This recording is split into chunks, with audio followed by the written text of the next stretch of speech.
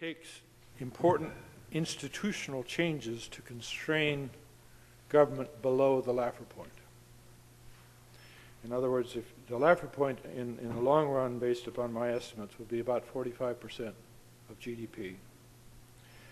But the optimal level of government is sort of 9.1% plus defense and interest payments. And so it takes very important institutional discipline, one way or the other, to restrain government from the level, the maximum amount of taxes that they can raise.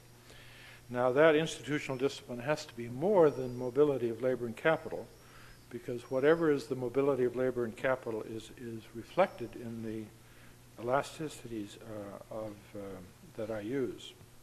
And so the institutional challenge is to figure out how to stop the American government from spending 45% of GDP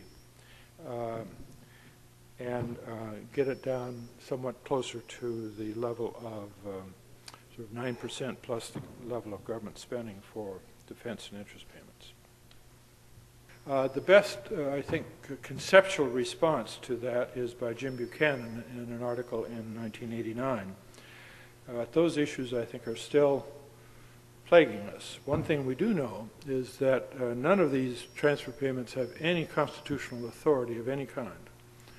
In 1929, the federal budget was 2.6% of GDP, most of which was for defense and the deferred costs of prior war, veterans payments and interest payments in 1929.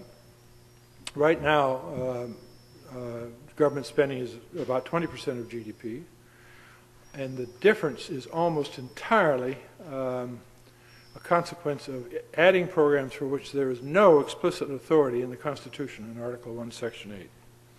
So the whole of the thrust of federal government growth since 1929 has been to add programs for which there is no explicit constitutional authority. Whether or not there should be is another matter, but in any case, we should start with a recognition that that these transfer payments, basically the modern welfare state, has no explicit authority in Article 1, Section 8 of the Constitution. Although I would guess that the American population, in a genuine kind of constitutional debate, would choose some level of some types of transfer payments as part of the federal budget. That would require a formal change to the Constitution. Guidelines for which programs to reduce is that I think the ones that are most suspect are ones for which there is no explicit constitutional authority. That ought to be the first target of programs to reduce. That's not necessarily the most politic target of programs to reduce, but it is the one that I think is most important to pay attention to, is to put very serious pressure, political pressure, on the programs for which there is no explicit constitutional authority, in part to force Congress to address the question of whether they should change or propose a change in the Constitution to authorize these programs. Now, the second guideline for which programs to reduce is the marginal economic cost per dollar raised at the given level of taxes. That does not give you the whole information you need. What you'd like to have is the marginal economic value of the program to put against the marginal economic cost. But the marginal economic cost is determinable from the model and the parameters that I have developed. The marginal economic burden of taxation is a function of both the average rate of taxation and is a function of the elasticity of output with respect to the 1 minus the average rate of taxation. And that is shown at the bottom of the third page in the marginal on Table 3.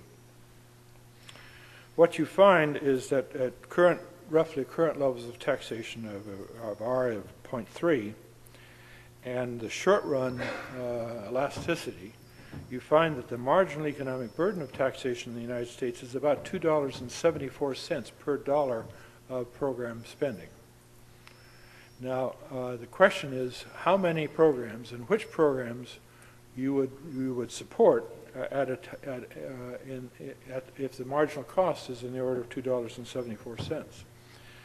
That number goes up as a function of both the tax rate and a function of the elasticity, and approaches infinity as you approach the Laffer point. As you get closer and closer to the Laffer point, the marginal economic burden per additional dollar of tax raised approaches infinity.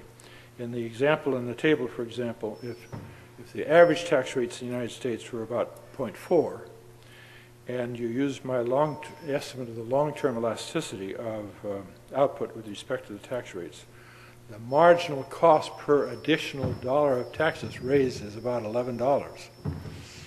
Now, there are very few government programs that will pass a test at that cost level. In other words, it will pass the test of the marginal value being more than the marginal cost. Now, some interesting things about this table. As you see, the marginal economic burden of taxation goes up rather sharply with respect to the elasticity of output with respect to taxes, and it goes up rather sharply as a function of the average level of taxation. Now that means as you cut back government, that marginal economic burden falls. But if you expand government, that marginal economic burden increases rather sharply. So the question, that provides at least a clue to which programs you ought to cut back, in addition to the constitutional issue, is that it provides a clue in the sense that it provides a sense of what the marginal economic burden is for the program. It is not sufficient to estimate the marginal value of the program. That has to be done on by a different kind of calculation that is complex and requires a lot of institutional detail. In an historical context, if we had 200 or 300 years of data, would we find that the optimal size of government is less than 20 to 25%? I suspect we would.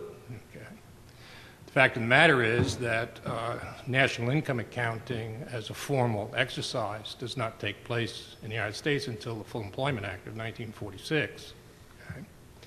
And it's fitted back, estimated, to 1929. For the rest of the world, if you look at Europe, most of this national income account data doesn't start until the 50s. Okay? So in many cases in Europe, you already have large governments, fiscal-sized governments.